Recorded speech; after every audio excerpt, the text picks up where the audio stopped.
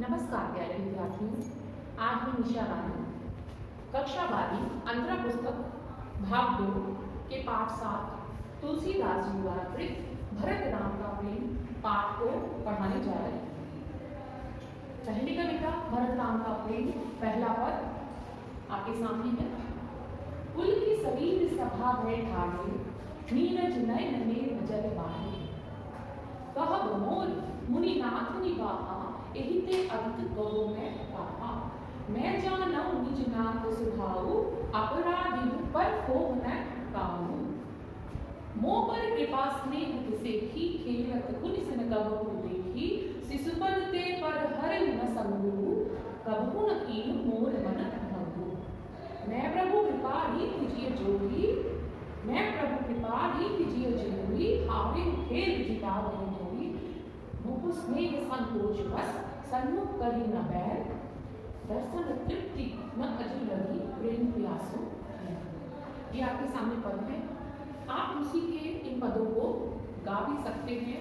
जैसा कि मैंने आपको बताया था कि ये पद जो है वो केवल चौपाइयाँ हैं और दोहा छंद में लिखे गए हैं, तो आप इन्हें गा सकते हैं।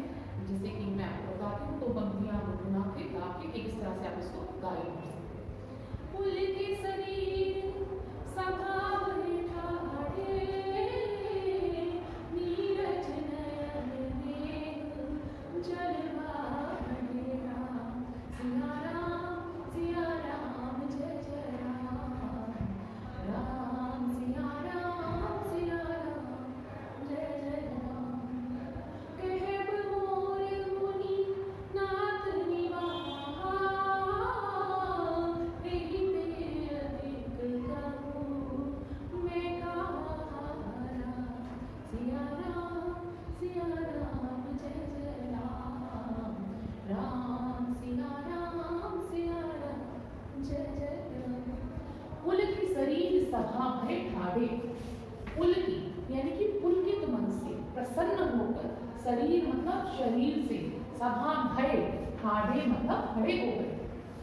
अब जो ये विषय है प्रारंभ हो रहा है। भरत मुनि विशिष्ट वे अन्य प्रियजनों के साथ श्री राम से मिलने पहुंचे और चाहते हैं कि श्री राम उन्हें अयोध्या वापस लौटाएं। तो उसका आग्रह करते हुए मुनि विशिष्ट अपनी बात समाप्त कर चुके हैं और अब मुनि विशिष्ट भरत से कहते हैं कि भरत अब आप खड़े हो जाइए और अपनी बात कहिए। जैसे ही मुनि विशिष्ट भरत से कहते हैं कि अब आप उठिए और अपनी बात करिए, तो है पुल की शरीर सभा में ठाड़े, वह प्रसन्न शरीर के साथ सभा में खड़े हो जाते हैं। जब हमारा प्रियजन कोई हमारे समक्ष होता है, अचानक से हमें उसके सामने बात कहने का मौका मिलता है, तो हमारी पूरी जो शरीर है, हमारा पूरा शरीर वह बहुत ही खुश, बहुत ही प्रसन्न हो जाता है कि अब मेरे प्रिय से मुझे अपनी बात कहने का मौका मिला।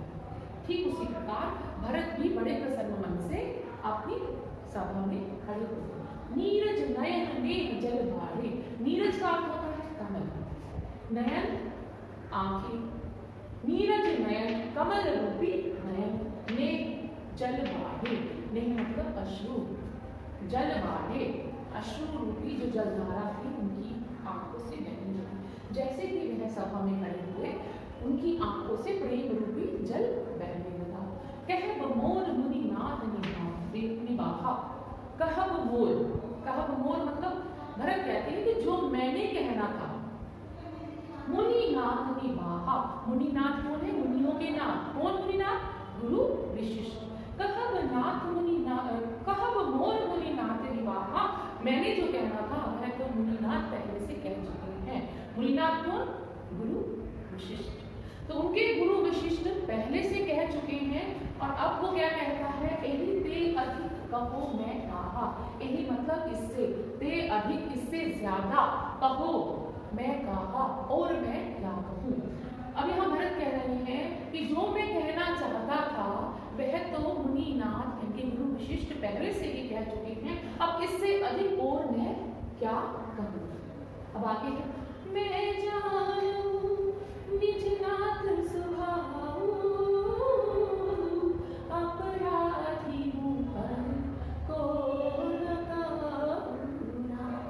सिया राम जय जय राम। मैं जानो, जानो मतलब जानता हूँ। भरत कहता है कि मैं जानता हूँ, निज मतलब अपने, नाथ मतलब स्वामी, स्वभाव मतलब स्वभाव। भरत कहते हैं कि मैं अपने स्वामी का स्वभाव जानता हूँ।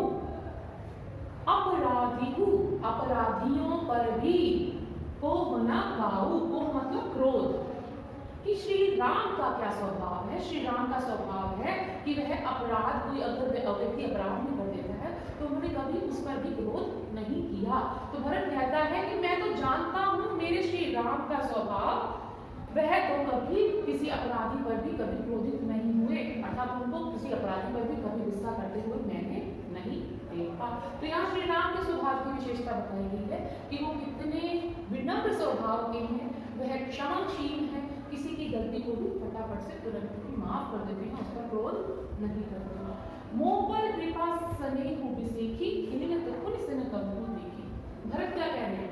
मोह पर कृपा स्नेह बिसेखी, खेलत पुलिस न कबूल देखी। राम सिया राम जय जय राम।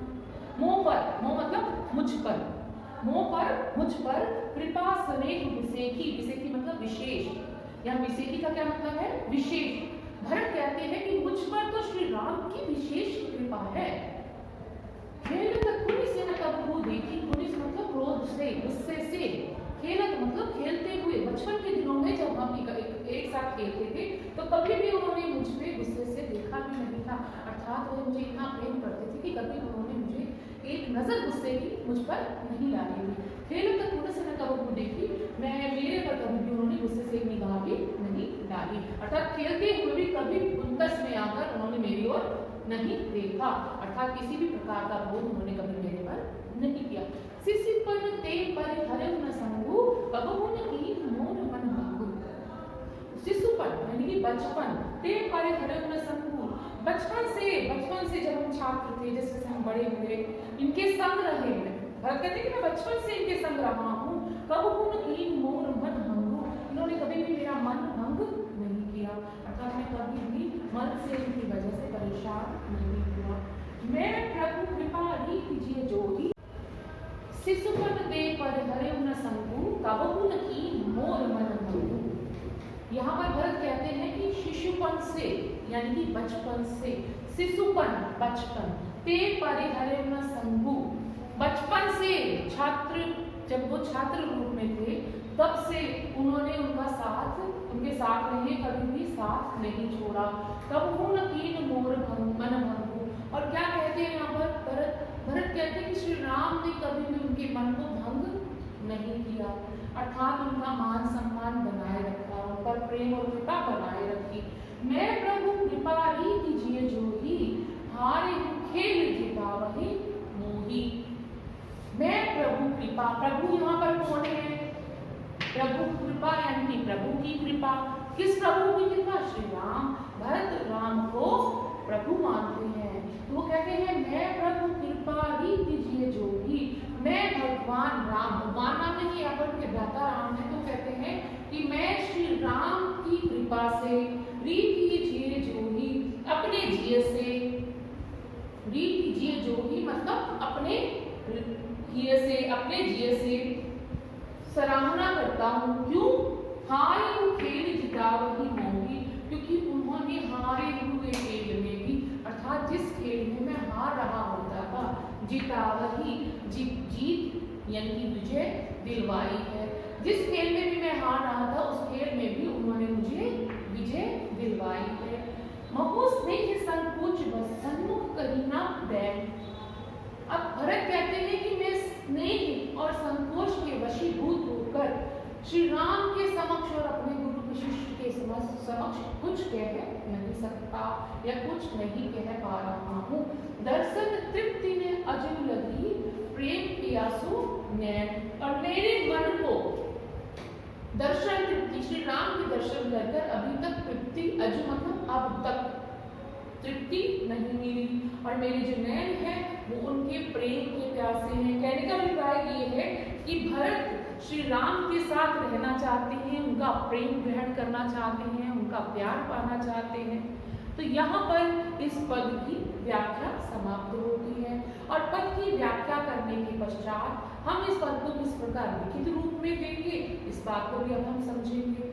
सबसे पहले हम जो है पंक्तियां लिखेंगे, तत्पश्चात प्रसंग लिखेंगे। प्रसंग लिखने में हमने प्रसंग में क्या लिखा है कि अंतराभाग 2 भरत राम का प्रेम से दी गई पंक्तियां हैं। तो कैसे लिखोगे? प्रस्तुत पंक्तियां हमारी हिंदी के पाठ्य पुस्तक अंतराभाग 2 में संकलित भरत राम का प्रेम से ली गई है, जिसके रचयिता तुलसीदास जी हैं। और यह पंक्तियां कहाँ से ली गई हैं? मैंने आपको बताया था ये पंक्तियां रामचरितमानस के अयोध्या कांड से ली गई। तो ये बताओगे आप कि रामचरितमानस में संकलित अयोध्या कांड से ये पंक्तियां ली गई है। उसके बाद आप जब व्याख्या करोगे तो जैसे मैंने आपको समझाया है, संपूर्ण पद की आपने व्याख्या करनी है। व्याख्या करने के बाद आप इसका भावार्थ लिखोगे। तो भाव में यहाँ क्या कहना चाह रहा है कवि, यानी कि तुलसीदास जी हम क्या कहना चाह रहे हैं? तुलसीदास जी भरत के माध्यम से श्री राम की चारित्रिक विशेषताओं का वर्णन कर रहे हैं कि श्री राम जो है वो बड़े ही सुंदर और अच्छे स्वभाव के व्यक्ति रहे हैं। उन्होंने कभी भी भरत पे क्रोध नहीं किया, पिता की आज्ञा का पालन नहीं किया है। तो ये जो विशेषताएं हैं, एक बड़े भाई की विशेषताएं उन्होंने यहाँ पर बताई हैं, श्री राम की विशेषताएं बताई हैं। और साथ साथ तुलसीदास जी ने भरत के माध्यम से श्री राम को अयोध्यापुरी वापस लौटने का आग्रह किया है। का भावार्थ में सब लिखने के बाद विशेष लिख सकते हो। विशेष में आप काव्य सौंदर्य लिखोगे। काव्य सौंदर्य में आप इसके विषय में लिखोगे कि इनकी भाषा क्या है। तुम्हें मैं इसको बता देती हूँ, इसको मिटाते हैं और आगे बढ़ते हैं।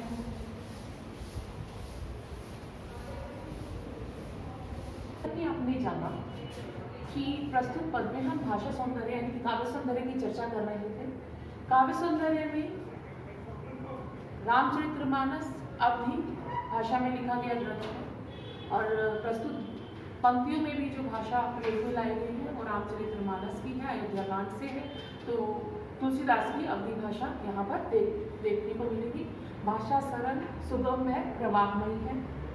ठीक है, शैली चित्रात्मक है। आप देख रहे हैं कि जो कवि ने जिस शैली में प्रस्तुत किया है, आपके समक्ष रामायण का जो चित्र है वो अंकित हो जाता है, इसलिए शैली चित्रात्मक है। प्रस्तुत पंक्तियों में अनुप्रास अलंकार की छटा देखते ही बनती है। आप लिख सकते हैं कि कवि ने अनुप्रास अलंकार का सुंदर प्रयोग किया है। पंक्तियां चौपाई और दोहा छंद में लिखी गई हैं, तो छंद आएगा चौपाई में दोहा। काल भी आप लिख सकते हैं काव्य सौंदर्य में। काल, किस काल की ये रचना है? भक्ति काल की। और कौन सी शाखा से ली गई है? रामश्री शाखा से। तो भक्ति काल की रामश्री शाखा से प्रस्तुत पंक्तियां ली गई हैं और लिखने का कवि का उद्देश्य इन पंक्तियों को क्या है कि श्री राम की कथा को वह जन जन तक पहुंचा सके। तो प्रस्तुत पंक्तियों को आप पढ़ेंगे और आप इसकी व्याख्या करेंगे। व्याख्या के साथ साथ व्याख्या को कैसे करना है वो मैंने आपको बताया। कैसे आप पहले संदर्भ लिखेंगे, प्रसंग लिखेंगे, उसके बाद व्याख्या करेंगे, व्याख्या के बाद भाव सौंदर्य लिखते हुए काव्य सौंदर्य तक पहुंचेंगे। काव्य सौंदर्य में इस तरह से आपने प्रत्येक पंक्ति को पढ़कर उसके अनुसार उसका काव्य सौंदर्य लिखना है। इस तरह से आपका जो विषय है समाप्त हो जाएगा। तो आज का विषय मैं यही समाप्त करती हूँ और आशा करती हूँ आपको विषय अवश्य ही समझ में आया होगा। धन्यवाद।